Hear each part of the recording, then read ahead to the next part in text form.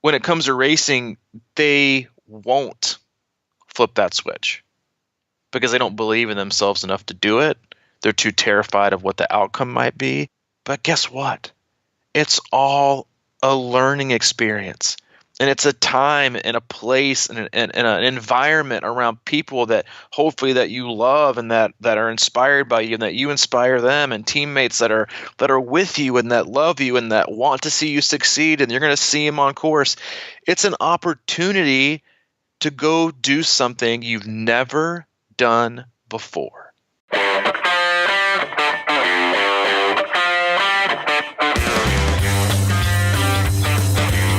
There he is. Hey, I would say good morning, but the truth is, it's the afternoon. Yep, right in my wheelhouse. I know, dude. You're probably on second breakfast right now? Well, you're getting dangerously close to my nap time. Yeah, I know. This is you're a solid napper. I struggle with the naps, but you're a solid napper. But yeah, a little bit late today. Had a busy morning. We are now officially kid-free here at the Bruce household till Monday. So had Hayden at home this morning, and a couple other appointments to knock out. But hey, we've been coming to you every Monday and Thursday for, well, let's just call it 3 years. And episode 268, dropping today. Yeah, so welcome. Crushing Iron Podcast, episode 268. We appreciate you listening. A little bit late today, but let's be honest. Most of you don't listen right on time anyway, so we try to be right on time. Did you like that? That was like my best channel. I don't know. That really started sounding commercial. I got to warn you, I'm a little bit testy today. I've been, well, yeah. I mean, you did have a run-in earlier, and usually that run-in makes you a little testy. So I'm not going to, go in more in-depth about that text message, but this isn't surprising to me. To be honest, are you testy, like on edge because it's you're 72 hours or whatever it is away from Chattanooga, 70.3? Oh, it's 100% that. I just feel like, it's that energy kind of build. And I got out of the pool earlier. I went and swam, and I just came out like kind of jacked, like I was ready to go, man. Ready to rock, man? Yeah, it's something like that. I think that's just sort of a natural thing, right? Yeah, I think it is too. I mean, it's a good sign. I actually went on I had a hour 15 kind of easy ride last night, and I got done, and I was like, man, I think I might have went a little too hard. But actually, I feel it's that fine line, and I've been talking about it for the last couple of weeks of taper. I was thinking about taper, and everybody, has this impression about taper that I can't wait till it's taper time. I hate taper because it's sort of like I feel like I'm ready a week and a half ago, and now it's all this fine tuning and holding back and kind of just still going through it, but not really going after it, and just sort of taking care. And it's really almost like the ultimate game of patience. Yep. It is. It's funny you say that because it is. Everyone's like, "Oh, taper! I wish you would get here so quick." And then once they get there, they're just like an unraveled, irritable, anxious mess. Yeah, we're gonna train hard for 4 months, and then I'm gonna make you sit in meditation for 2 straight weeks. That's right. I'm gonna hold you. See how that goes. It's like a horse stuck in those gates for like 7.5 hours. For right. For like 200 meters. That's kind of that's probably what I know it's what it feels like. And we have quite a few athletes racing. In case you guys are tuning in on a different date, which most of you are, it's May 16th, 2019, and Chattanooga 70.3 is coming up on the 19th. So we have a lot of athletes doing that, and I know also a lot of our listeners are participating and will be there on site. So they'll be listening. But the pre-race jitters is super common, and you can be irritable, you can be taper tantrum Tara. You could be anxiety Annie, you could be irritable Ivan, or testy Taryn. But I think it's just that time where you have all this like pressure and expectations, and then I think the other thing is that I think so many athletes forget, and I talked to an athlete earlier today about just how routine and habitual we are, and when you remove like opportunities that you're normally, cycling, swimming and running or doing weights or going to the gym or whatever it is, you remove that from your day, you're left with like free time. And most triathletes are absolutely horrible at free time. They don't know how to use it. They don't know how to sit still. So what do? They do what everyone else does, and they get online forums and Facebook groups and like, what's the water temp? I don't know. It wasn't any different than it was 13 minutes ago. I can tell you that. And they'll go out and they just consume things that just like raise their anxiety because they don't know what to do with their free time. And then you have some athletes who will like take on like outrageous like household chores. Like I remember last year, in my lead up to Texas 70.3, when we started tapering, I like totally redid, did this French drain in the backyard and was doing all this gravel work. And I was like super sore, but I was just having a hard time with the free time. And I think people in general struggle with that in terms of, if we like have a free moment where our mind isn't technically engaged, then we just immediately reach for our phone. And just like, I got to be engaged. I can't just sit. I can't just be. I even catch myself. I'm like, dude, why are you even like you're fine just the way that things are. You don't need to open your phone and see, 19 million things that are basically worthless. But we do it, and the same thing goes with people who taper in terms of they aren't used to the extra time in the morning. And so they just get antsy, and then think about the race, and then that again raises like their blood pressure and their expectation. They start thinking about the race, and their mind like wanders off into like worst case scenarioville, and creates all these scenarios. And what's this going to happen? And when's this going to happen? And it is. I think it's hard, but it's the free time. And athletes love structure. They love routine. They love things that are predictable, and I think that is the nature of why athletes can become testy or irritable, and it's that now they have gone from I can predict, I can outline, I can create my routine, I can hit a schedule. Now I've created more free time, and now I'm heading into a race where although I might have expectations, I still don't know, for certain what exactly is going to happen. And as control freaks as athletes are, they absolutely hate the uncertainty and the off schedule that is taper week, and then ultimately, it culminating on race day, which is just one big giant. You have no idea in terms of what you're going to feel. Are you going to feel great? Are you not going to feel great? Are you going to be able to hold this pace? Not going to be able to hold this pace. How many people are going to be in the way? How is my nutrition going to go? Am I going to lose a bottle on the railroad tracks? All these things are coming to play, and that's why I think athletes who are so hell bent on being relentlessly structured with not giving themselves ins and outs in workouts or in skipping or showing themselves grace and in missing sessions, then when it comes to race day, it's hard for them sometimes to deal with the obstacles that race day throw at you, and how you can't predict. And race day is more about how you react to what the day gives you, not about what you predict the day is going to be. Yeah, and I've really been thinking about two things as far as what the race is going to give me, and really that gives me an opportunity to do something really awesome. So I'm trying to look at it as an opportunity, because there's a lot of people who can't do this, who can't even think about stepping to the start line of something like this. So that's one. And the other thing I control, and we cover it like until we're blue in the face, but it's effort. And that effort for me has to be controlled and released in different increments, almost like a time release capsule.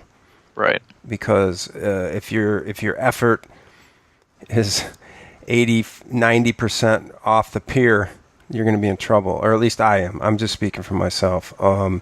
That's the other thing I'm trying to correlate in my head, is this idea of, there's sort of a general principle, and correct me if I'm wrong, but for like a half, the effort zone is 80-85% kind of thing. And, of course, it takes a lot of ciphering to get to that percentage, but in general. So I've been thinking about that a lot lately as to, I was talking to my buddy the other day about golf, and they talk about driving the ball off the tee and how most of us think about driving it into the middle of the fairway. Mm-hmm. And I said, that's what I think about. I just think about driving right down the middle. And he's like, yeah, man, but think about what kind of pressure that puts on you. It's like you have this perfect goal in your mind. And he said what most pros do, they actually think about a 5 to 10 yard variance on either side of that. So that's kind of where I'm thinking about, if I have this idea in my mind, what is 80% or whatever, and I go out and I'm kind of in that ballpark and I'm not looking at numbers too closely, I'm just feeling it out. If I feel good, I'm just going to let it go into the 82, 83% in, whatever that perceived effort may be. So that's kind of how I'm trying to look at it, rather than going, I need to go out there and nail 85% of my effort from the get-go. And I'm just going to let that sort of come to me. Yeah, 80% is probably the max for most people. Females can generally go a little bit higher than us dudes can, but 85 is probably a little bit high for the guys, unless they've trained there. But 80%, yeah, is about right. And it's such a great point. It reminds me of, I played college tennis, and our coach always said, because tennis players, obviously you want to aim for the lines, quote, because that's usually the most difficult shots. But he always said, to kind of remind us of two things. He said, never aim for the line, always aim for about a foot within. That way you're giving yourself room for error. And kind of going back to what you're saying, but he also said, one of the quote from one of the greatest tennis players of all time, Chris Everett, is, she said, why are you so successful? And she said, because 90% of tennis is just getting the ball back in the middle of the court. And instead of always trying to create winners, she creates opportunities for the opponent to make mistakes on trying to create winners. And so much of her game was just getting the ball back and just keeping it in play. And if I can just keep it in play, then I'm eventually going to win out. And I might have to hustle more. I might have to be smarter. I might have to, remove my ego. And that was something that, I was never the most talented tennis player by any stretch, but because I just didn't have that skill. But what I did have was I hustled really, really hard. And my goal was, I'm going to get my racket on every ball. And even if it's not going to go in, I'm going to let my opponent know that they're going to have to work even harder, and they're going to have to be even more precise to hit a winner, because I'm going to get to everything. And the only reason I was largely successful was because I would be so annoyingly consistent at getting it back no matter what, that they're what would be like a foot in, they were now thinking, well, if I'm gonna hit a winner, I got to aim for the line, right? And then I got to aim for the exact line. And so they would create and pile up more unforced errors as the match would grow, because they got annoyed, and they would start to go for a margin that was an inch versus a margin that was 2 feet, because I would just get to it. And I think that's just so much about what race day is, and what the conditions might continue to throw at you, is that you just got to keep trying to get the ball back. Even if you just got to get your racket on it, is just get it back. Because even if you miss and have a mistake, it's symbolic. For me, it was, even though if I know I'm not getting in tennis, and enough people are going to complain about us talking about team sports. Now we're going to go off in an individual sport golf, golf and tennis. I hope at some point you can quote Rod Laver, the greatest tennis player. I probably quote Johnny Mack before I ever quoted Rod Laver, or Andre Agassi, who was my childhood idol. Anyway, but it was, but just getting my racket on it, even if I knew, I wasn't going to get it in, it was just symbolic of you're gonna have to keep working hard. Because I'm going to get everything back, or I'm going to get a racket on everything. And and when it comes to racing, especially long course racing, when you're going to have so many things that are going to be thrown at you, because if you think about it, from when the time you jump on the water, let's say you're out there for 5, 6, 7 hours this coming Sunday, let's say you're prepping for an even longer event, you're going to be out there for 10, 12, 15, 16 hours, you're going to have to make a million decisions. And there are going to be so many things that are going to happen that aren't going to be something that you controlled to happen. The only thing you can control is your response. And it's the same. And honestly, it's the same thing in training. The athletes who were the most consistent and the most resilient in training, who always found a way, are the ones that are the most calm on race day. because it's just another day. The ones that didn't prepare as well, or only made sure they trained in perfect conditions, or are expectation workout driven, are always the ones that tend to be anxious on race day because now they can't control, and their expectation is so finite, and the pressure is mounted so much behind that it's almost too much. And then during the race, it becomes even more because you have to answer these questions and deal with these circumstances and the environment in a split second. And that's daunting for some athletes, but you just got to keep getting your racket on it, and you got to keep making the best shot you can and doing the best you can on each and every second, every mile that goes by. Because if you drift off and if you start to your mind starts to wander, which happens a ton, especially on the bike, you're going to lose power. You're going to lose momentum. You might be swerving too much. It's just you forget to stay engaged, and you can't be present. And it's hard enough to be present already on race day because there's so many things happening. You're trying to execute your plan and not get caught up on so many other people's plan.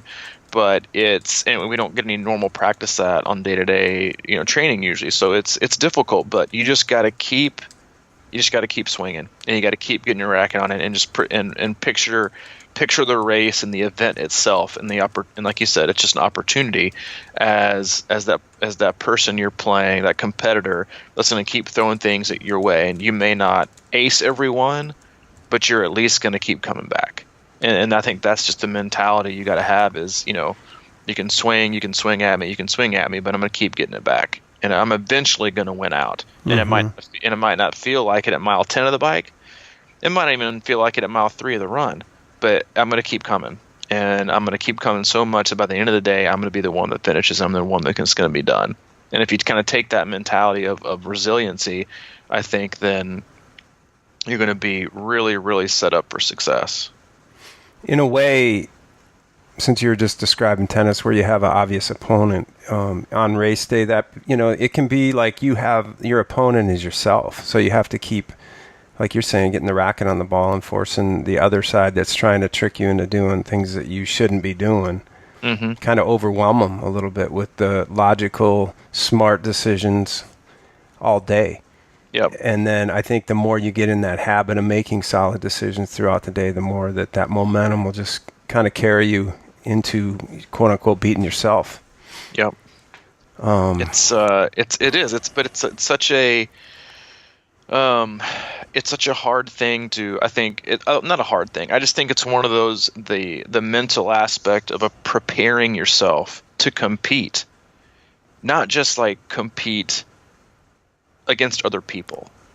Because I think there's like, those are two different levels and two kind of bigger and larger conversations with athletes. When I got to go out there and compete today, it's like, who are you? You're competing essentially against and with three different separate kind of entities in terms of you're competing with and against other people, you're competing against yourself, and then you're also competing against the day and the environment of the race that you're participating in.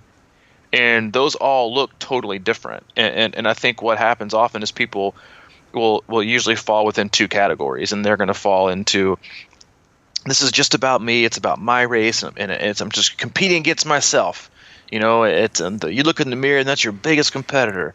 And then, or you get athletes who like, I've got to beat so-and-so in my tri group, that they're always beating me, and I got to beat them because they've always been, I got to get them, I got to get on the podium, whatever. And then the last thing to think about is, how am I going to compete against the day? And how am I going to compete against the opportunity? How am I going to compete against the obstacles and so what happens is athletes usually create all these terrible scenarios as worry. But what they don't do is they never take the approach of, I'm going to create this, I'm going to mentally prepare for how am I going to actionably solve these issues. Because triathletes just love to worry. It's like their fifth sport. It's like they just love to worry. It's like swim, bike, run, nutrition, worry. And that's like their most favorite thing. And so like when you look at a race, and that's what you have to do, is you first and foremost have to look at competing as myself in terms of the best that I can do today, and then how can I prepare myself mentally to do that no matter what the day gives me. So now you're competing against the day. And then obviously competing against other people is just a byproduct of, and that results a byproduct of how you dealt with the other two competitions. But it's something that's very difficult. But one area that athletes I think could really truly work on is mental preparation, not mental busyness and busy work, which is what they usually create and waste time on in race week, when they could be meditating or going through mental practice of, if I do get a flat, this is what I'm going to do.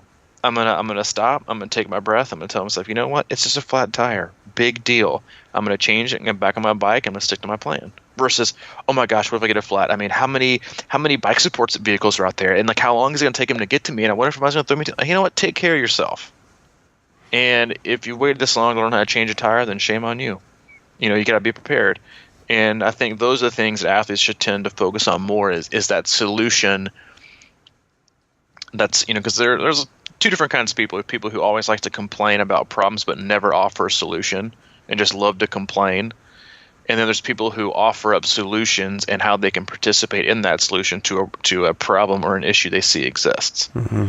And triathletes usually fall into obviously the complaining bucket in terms of woe is me or no I can't, or what am I going to do if, instead of that solution area of this is how I'm going to act, this is what I'm going to do, and this is how I can mitigate the loss or the effect it's going to have on my overall race. And I can prepare for that mentally, because if you don't, then when it becomes something or there arises an opportunity where you have to react that way, if you haven't mentally prepared for it, the chances of you actually acting upon it in an appropriate, positive, and timely manner is almost zero. So what are we going to do? What's the biggest obstacle? Well, I mean, what are we going to do? I'm not racing. That's true. What are you doing? No, I know. And I mean, we're thinking about, obviously what's going down here is that a lot of us are racing Chattanooga 70.3, and we apologize if that's not your race or if you're listening from another just part of the world. Replace it with something that's going on. And our biggest obstacle, obviously, what's the big thing dominating everybody's head right now is going to be the weather. If they're racing, it's the weather. Yeah, it was mid-60s, a little rainy 2 days ago, and this Sunday it's supposed to be upper 80s. Mm-hmm. So everybody's worried about the weather, and everybody's like worried about how many sponges to grab on mile 8. And the thing I've been thinking about all week 3.6, definitely. Okay. Yeah, just for future reference. I talk to people about this all the time, and I think it just goes right over their head, to be honest. But my goal is to leave T2 feeling cold. How I'm going to do that, I'm not exactly sure. But we talk about it all the time. When you get off that bike, you're hotter than you think. Mm-hmm. And you're if you start your run overheated, the odds of you getting your water temperature, your body temperature down to where it should be so that your body can work naturally, very slim. It's like one of the most underrated aspects of competing. And that was like we had an athlete who raced a full Ironman this last weekend. She said that was one of the best pieces of advice she heard on the podcast was that if you are playing the game that you're currently in, then you're behind. Mm-hmm. And that you should always be playing the game of stay ahead. Instead of trying to, be and control where you are in terms of your nutrition and your cooling is the subject for this one. Mm-hmm. And so I think, the way you have to approach it is, you have to stay ahead of your nutrition, and you have to stay ahead of of your core temperature and how you're dealing with being hot or staying cold on and during the race. And most athletes won't cool themselves until they get hot. Well, guess what? That's not the point. The point is to prevent you from getting hot, not to try to cool yourself once you've become hot.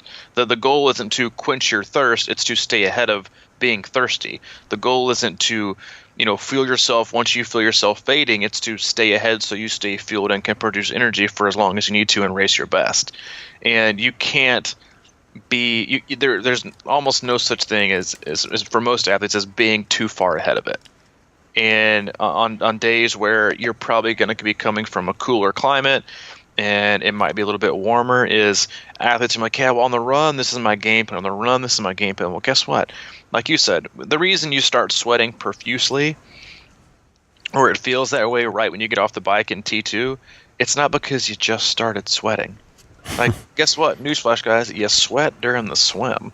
You just didn't feel it or notice it, and you didn't notice it running the T1 because you were already wet and drenched from the swim, and you didn't feel it. If it's going to be humid, you're gonna see yourself sweating, probably on your forearms and on your visor on your bike helmet, or you'll feel some coming down your brow and your forehead with the humidity, because it's not as affected by the wind. But you're going to have that, 15, 16, 22, 23 mile an hour wind, breeze, fan blowing in your face, cooling and taking care of all the sweat and condensation that would be puddling under your bike on the trainer, coming up in your, saturating your jersey, showing up on your fingers and your forearms. Like, you're not going to see that probably, especially if it takes a while for the weather to get a little bit warmer. And so you might think, oh, I'm cool, or oh, I'm not getting hot. While the thing you have to worry about the most is your core temp, and how that core temp is going to branch out into making the rest of your body to where your face is flush and your arms are hot and everything about you is hot, and you can't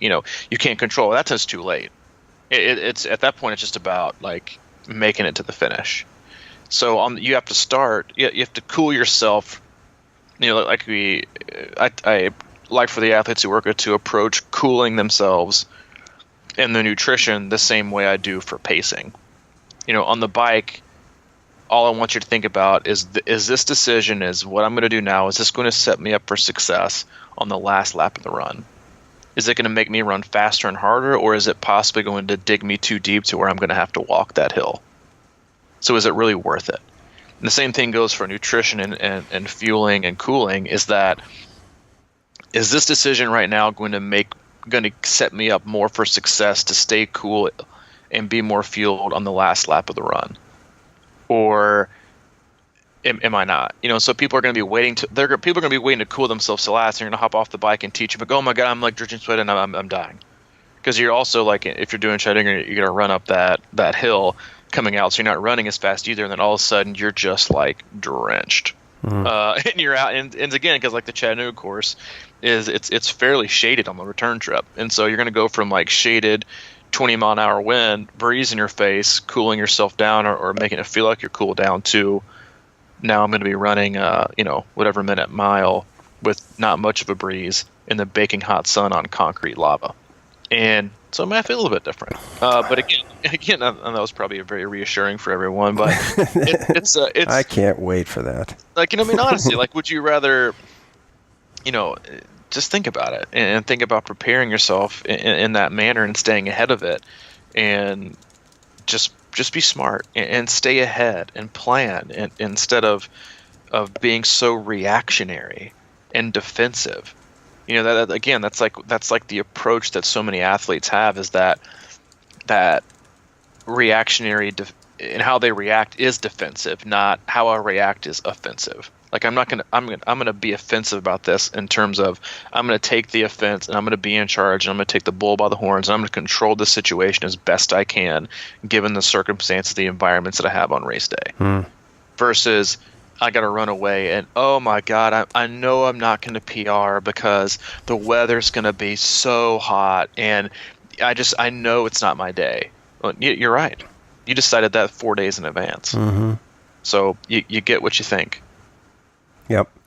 Now, I'm racing, obviously, but you're coaching what, like 100 people doing this race? It feels like. Seems like, no. And I got to give. What is that like? I got to give most of them credit, and I got to give myself a little bit of credit. I'll be honest.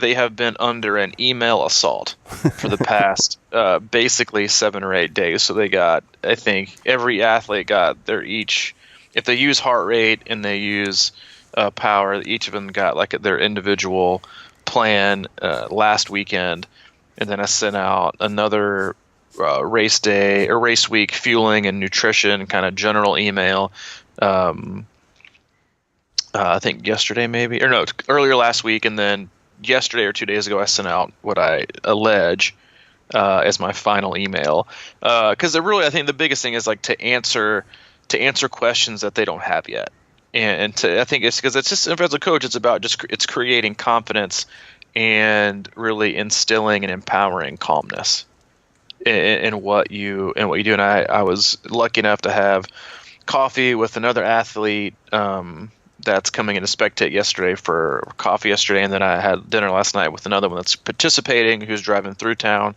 And I was telling the one yesterday, Chuck, I say I don't even really comment much on race week, workouts. They're not that big. I kind of check in, but it's really a time to kind of leave people alone, and let them, not to be, mother hen. It's not my job.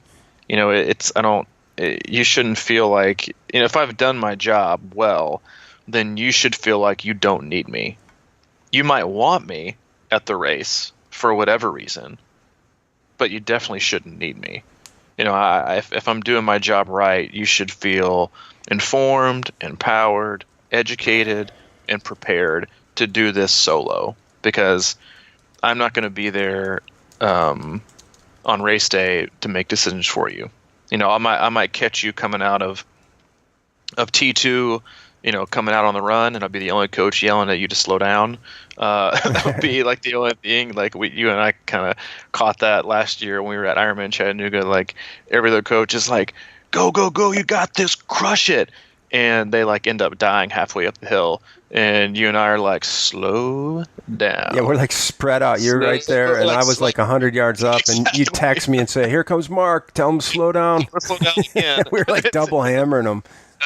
But it's just to stay calm. But yeah, it's a lot. But I feel like I've, again, like as much as I try to do my best to physically prepare them to be fit enough to compete, I really do try and set up an atmosphere and environment where, and I have to do this in training, or at least I try to do it to the best of my ability. I'm sure I'm not always perfect at it, but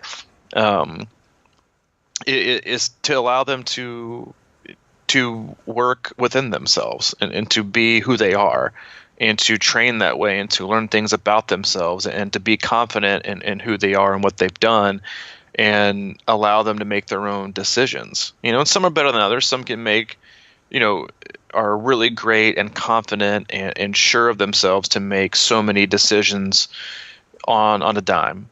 And then I have some athletes who are like, "Hey coach, I only got 1,600 meters into the swim today, and it called for 1,800. Do you want me to go back to the pool later and do the 200? Or hey coach, I've got an easy swim today and an easy bike tomorrow. Is it okay if I switch, or is that going to ruin the plan?" Yep. I'm like, dude, just like, I know most coaches like to think that everything that you put is like stuck in gold, and if you don't do it, you're never going to PR ever in your life. But that's not how it works, man. Will you do me a favor? Try to. Just wear a stopwatch out there on Sunday around your neck. Come on, just for me. But what you're saying is so accurate, because as you know, I'm kind of always been about this Zen stuff and everything like that. And everything you read about Zen teaching is like, they don't always give you the answer. They give you direction and kind of options, and then it's up to you to sort of figure it out for yourself. And that, to me, is like, you can only believe. I don't think race day can be that mechanical. You have to make decisions, but you have to be able to, like if you feel like you're going to get scorched and beaten up by that sun, and by mile 7 or something, you feel like actually really good, maybe you ought to think about going for it a little bit on the run. You know what I mean? That's something you got to practice. You got to practice pulling that plug, and it's hard. Like I've got athletes that I was having the same conversation at coffee yesterday, and they're like, do you have any athletes that are going to have breakthroughs or going to have whatever? Are you worried about any athletes? I'm not worried about anybody. They're all perfectly capable of doing awesome, because they've all done just like a ton of work, and I'm super proud of it. And they've really worked hard, and it's been an awesome it's been awesome to watch, and I can't wait to be there on the course on race day to see them all do these things. But there are breakthroughs I think will happen, and the funny thing is that as I was talking to Chuck yesterday, every single breakthrough that I was talking about had nothing to do with physically. It was all from the chin up. All from how they're going to deal with X, Y, and Z. Or are they finally going to put themselves in a situation to feel like they're going to blow up, but go that distance and see what happens, and dig that deep of a hole and go that extra level, and learn that about themselves. Whether it's because the funny thing is, I think, is that so many athletes take these races so seriously. Yep. That they're so absolutely it's like their final paralyzed. painting. Exactly. That they're never going to race again, and that this is their digital tombstone.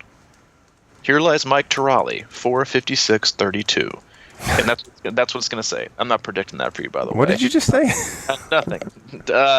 I'm not predicting that.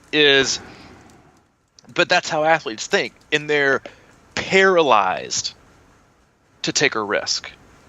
Not risk as in be irresponsible, but that last half of the run, or if they're feeling incredible at a specific and certain, pre-discussed cutoff point, is to just go be themselves. And athletes are just so absolutely terrified of, but what if I don't? And because again, and you said this earlier, and I love that. I love just the overall wording, I guess, is that racing is an opportunity to express yourself. And if you're terrified of failing in your regular life, and you're terrified of taking risks in your regular life for the sake of just keeping the status quo, because, oh my God, what would people think of me if I went out on a limb, or I quit my job and I went and did this? What would happen? People would think I'm a failure. Like, no, they wouldn't. They wouldn't care. They're like, oh, he took a risk, it didn't work out, go back on, But you never find. You and I wouldn't be sitting here if we didn't take a risk. Yeah. None of this would exist. And was it a huge risk? It was kind of.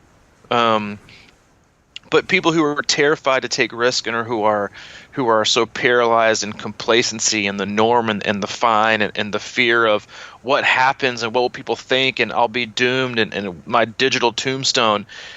When it comes to racing, they won't flip that switch because they don't believe in themselves enough to do it. They're too terrified of what the outcome might be, and they don't think that there's anything on the other side of this. But guess what? It's all a learning experience. And it's a time and a place and an environment around people that hopefully that you love and that are inspired by you, and that you inspire them, and teammates that are with you and that love you and that want to see you succeed, and you're going to see them on course. It's an opportunity to go do something you've never done before, because you've never raced this course. You might have raced it last year, but nothing is ever the same. The people are all different. Your fitness is different. The day is different. Your body is going to wake up, no matter what, totally different than it did last year if you did this race again. It's about how you manage it. It's about how you execute. It's about your effort. And it's about, what do you want to get out of the day? Do you want to keep playing it safe? Do you want to keep, but I got to land in that 5:15 to 5:30 range. If I don't, failure.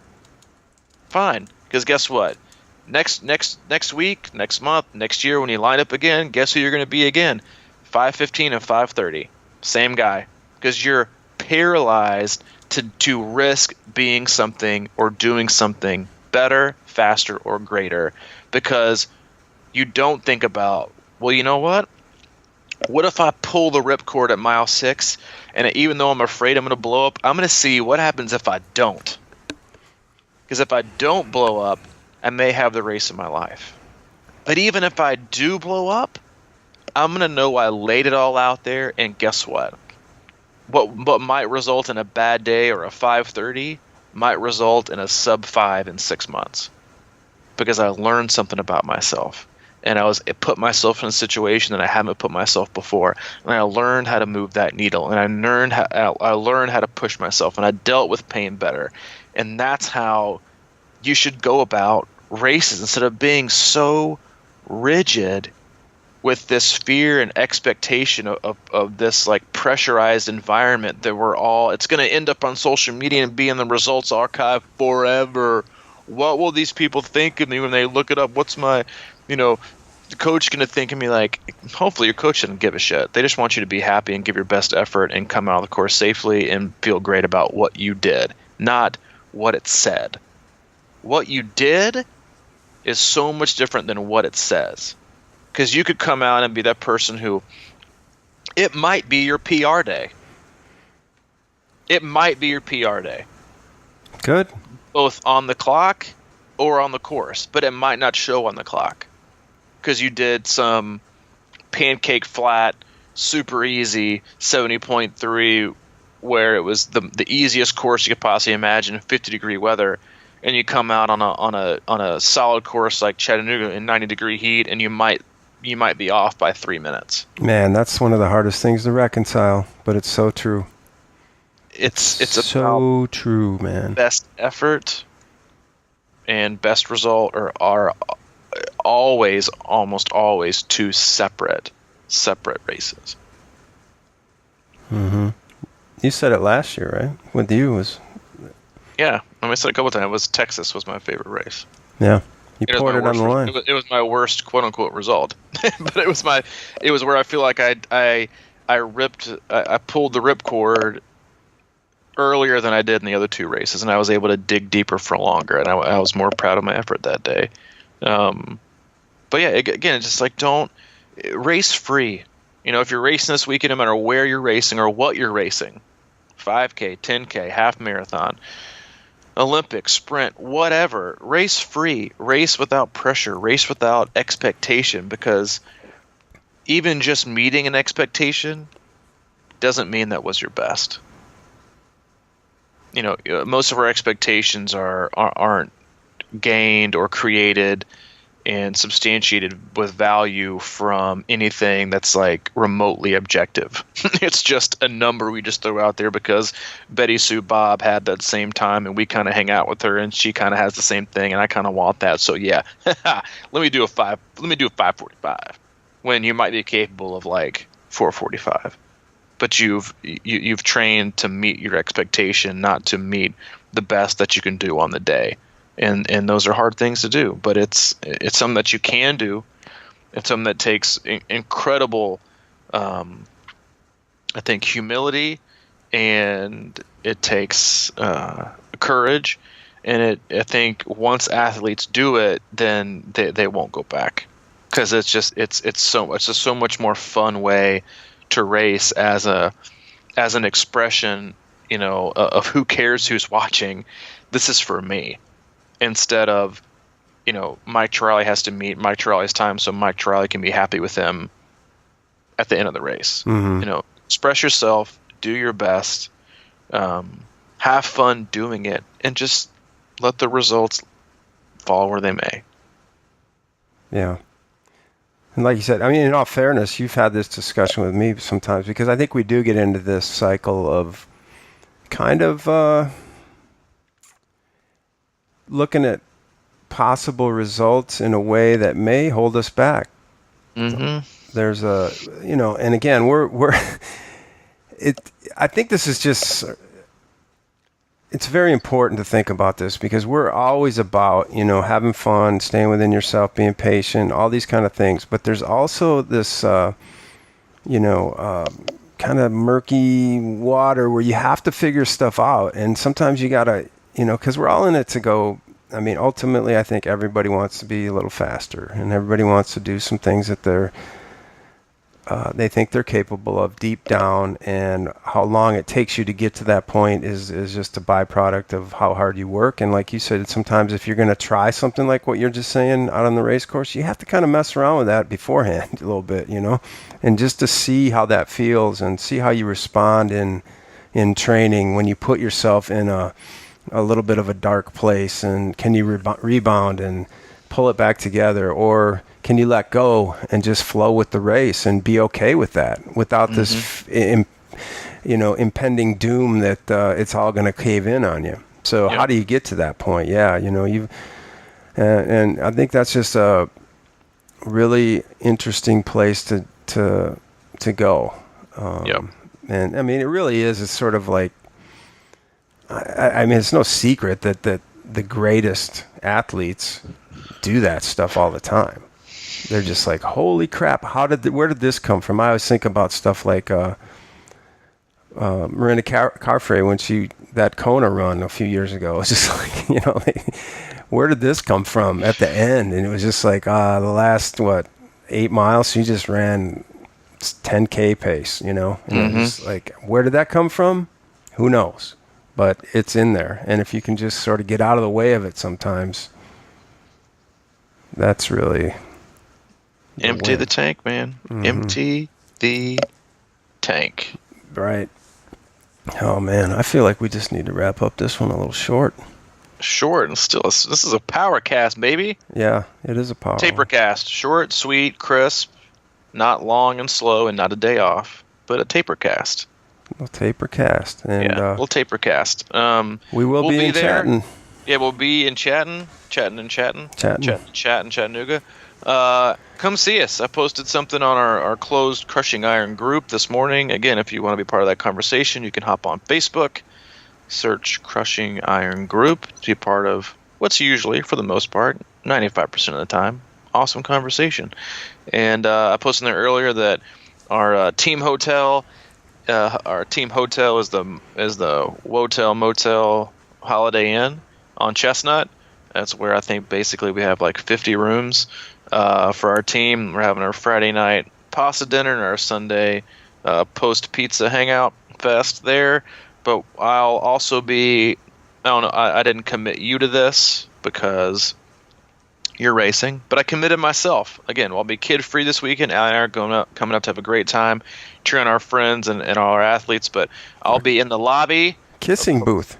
I'll have right, yeah, kissing booth. Allie was like, this quick side. I was like, so I mean, like, we're kid free, like we're gonna have a date night tonight. She's like, what are you gonna do for date night? And my first thought was, sit in the lobby.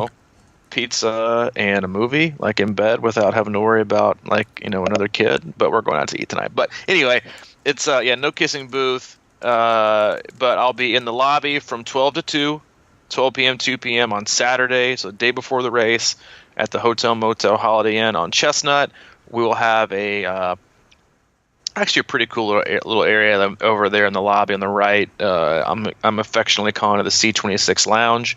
Our athletes are going to be rocking with we have our own recovery boots for our athletes. They'll be sitting those, but I'll be there. So if you're there in Chattanooga, whether you're spectating, visiting, racing, whatever, please come by and say hi. Even if you don't have and if you have a question about the race, or you forgot something, or you need just a last minute tip or whatever, more than happy to help you out and answer those questions. And I'm sure even our athletes, they're super supportive, and we have such an awesome team of really great individuals that have created such an awesome community within our team. But I'm sure they'd be willing to help you. Or if you just want to come by and say hi, please. I know Mike is much more friendlier and easy to talk to than I am. Well, I was just going to say, man. This is I'm just telling you what I hear. People are like, and I didn't really know what to say, or I didn't really want to talk to you because you're kind of a prick sometimes. But which is probably fair. But I promise, I'm pretty easy to talk to. But our athletes are nice. No, our athletes are super nice. We have some great people, some super nice athletes. I can't promise you that the day before the race that I won't be snarky starky. Yeah, but, I'll be chill. I'll be chill, Phil. So yeah, so come see, but come by, at least come by and say hi and say hello.